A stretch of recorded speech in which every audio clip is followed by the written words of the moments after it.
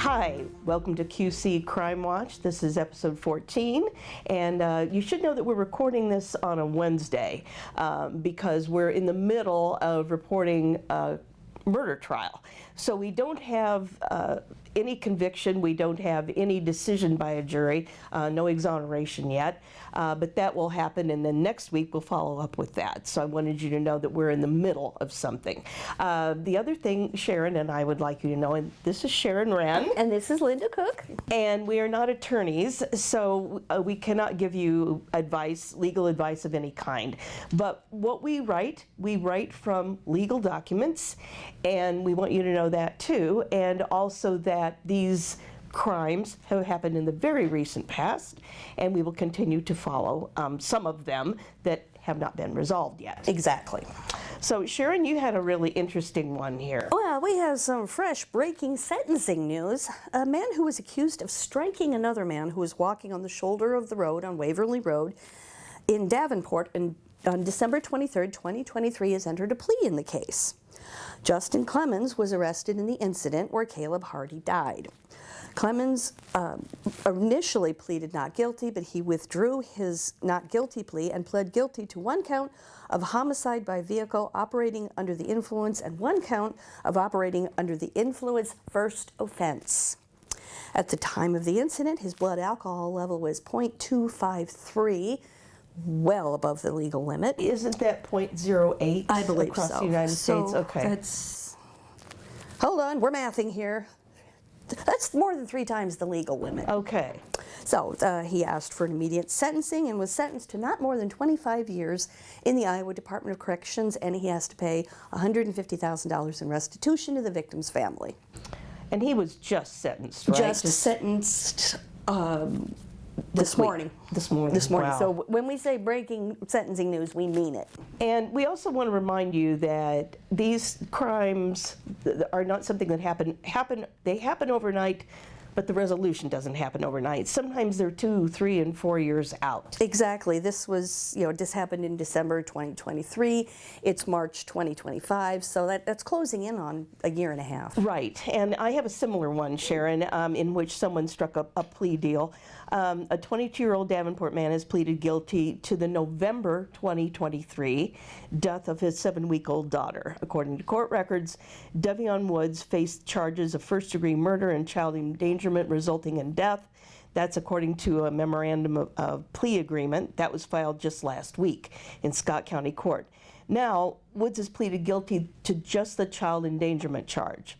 So, in the plea agreement, this is not officially done yet, but this is a forcible felony, the memorandum says, and I will read to you this sentence. Woods shall be sentenced to an indeterminate term of incarceration not to exceed 50 years. He won't be eligible for parole or work release until he has served 3/10 and 7/10 of the maximum term of the sentence, and the parties have agreed to the imposition of the 3/10 mandatory minimum sentence. So the state has agreed to dismiss the first-degree murder charge, and a sentencing hearing, at least at this time, is scheduled for June 5th in Scott County Court. So we will be there and follow up on that. What happened in 2023? Affidavits say Davenport police responded to a disturbance in the 1700 block of Emerald Drive after a report of an unresponsive infant. And police say that Woods, having malice aforethought, killed this baby in circumstances manifesting an extreme indifference to human life. She suffered multiple head injuries that resulted in her death. And this is some of the medical terms that I have taken directly from this document. She suffered contusions to the face, subdural hemorrhage, acute hemorrhages, bleeding of the nerve roots of the cervical spinal cord, and healing fractures of multiple bones. Now, contusion is a medical term for a bruise, and a subdural hemorrhage means there's bleeding in the area between the brain and the skull. Police say that Woods was the only caretaker of the victim that day until police arrived. So he had differing accounts of how he first came to notice the victim was unresponsive, police say. But a tenant who was canvassed in the same building said that they heard loud thumps coming from the apartment and heard a man yelling, "Get up and stop crying." The victim suffered multiple injuries that resulted in her death. She also suffered superficial blunt force injuries to the back and left arm.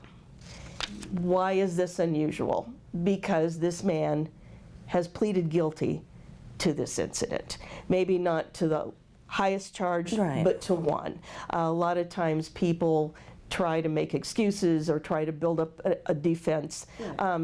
He went ahead and pleaded guilty, and I hope that there is remorse.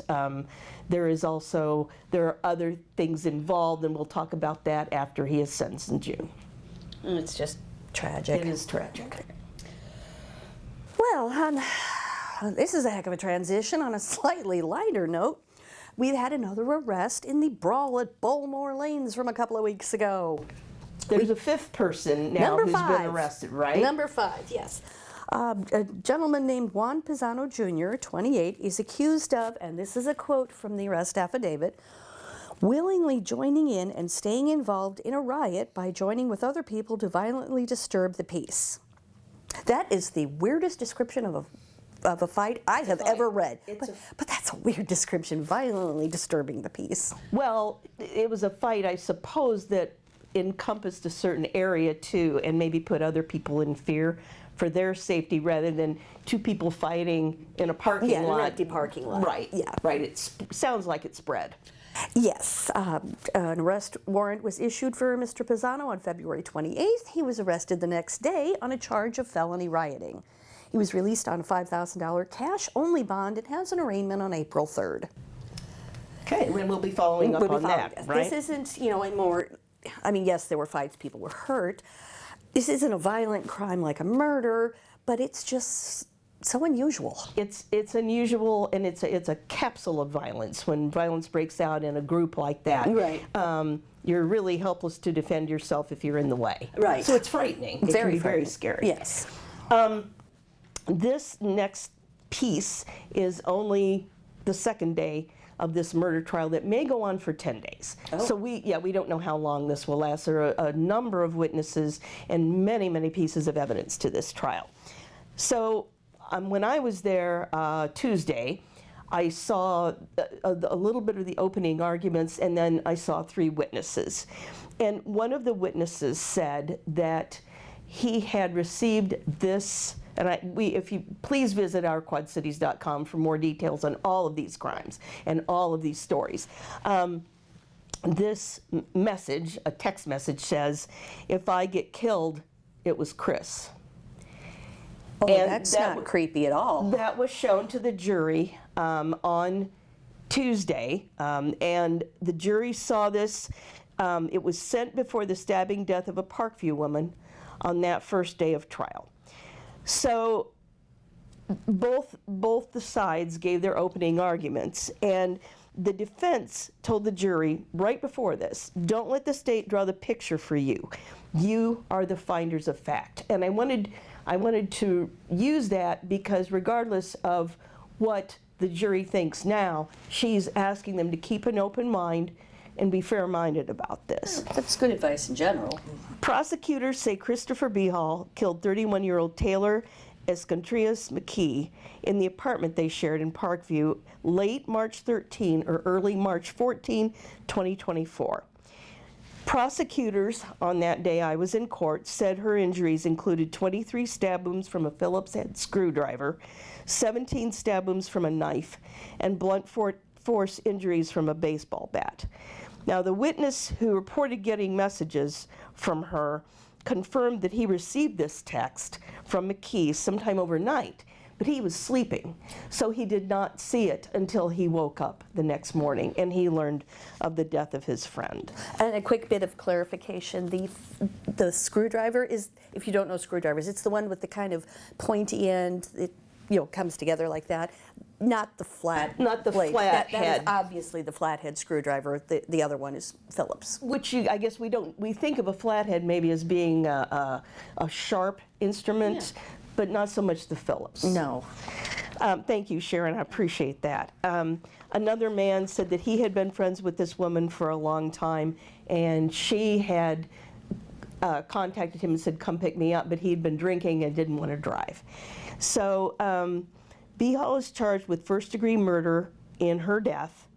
Now, earlier, and this is before the trial started, I sat in when a detective testified about what had happened on March 14, when deputies responded to a Mount Joy car crash. And they found B. Hall unconscious behind the wheel, the detective said, and they say he smelled of alcohol. They found a bloody knife, bloody cell phone, and blood all over the interior of the car. So Mr. B. Hall was sent to the hospital, and the detective said that while B. Hall was at the hospital, he requested a welfare check of his girlfriend, saying he had visions of violence. Oh my. And the trial continues with many witnesses and many more pieces of evidence, and please, watch our Quad Cities News, and you can tune in that way, but you can also hear and read details at ourquadcities.com. Oh, and we're definitely following this one, but this is a case where it seemed like things happened fast, because it was last March that the incident happened, and now he's on trial. Right. This March. Right. Sometimes things do move quickly, but not always. Not always. Well, moving on from that one, a man in Davenport has been arrested after police say he sexually assaulted a 9-year-old. The criminal complaint says a man named Austin Robinson, age 32, was living in a home with the victim, but they are not biologically related.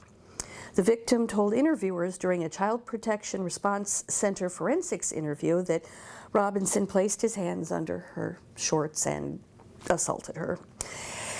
The victim also said that that Robinson threatened her younger sister if she told anyone. Aww.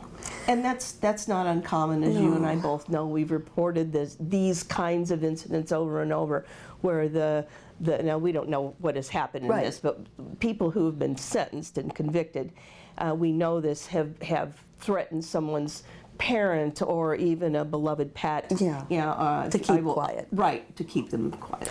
Well, this victim didn't believe him and was brave enough to tell, and someone who listened. An arrest warrant was issued on February 7th. He was arrested on March 3rd on a charge of felony second-degree sexual abuse. He is being held in the Scott County Jail on a secured $25,000 bond and has a court appearance on March 14th. Now, one thing I notice is when we're looking up these cases, you'll see different kinds of bonds: a secure bond, cash only. I mean, cash only bond is pretty obvious what it is, but what's a secured bond? Well, you can put up your house, you can put up different things in lieu of money to hold that bond secure. And that, I think, is all the time we have today, where in fact both of us are looking at crimes that we may be discussing next week. So please tune in. And that's all the time we have. Join us next time for all the crimes that make Quad Cities hopefully lock their doors at night. And your car. And your car doors.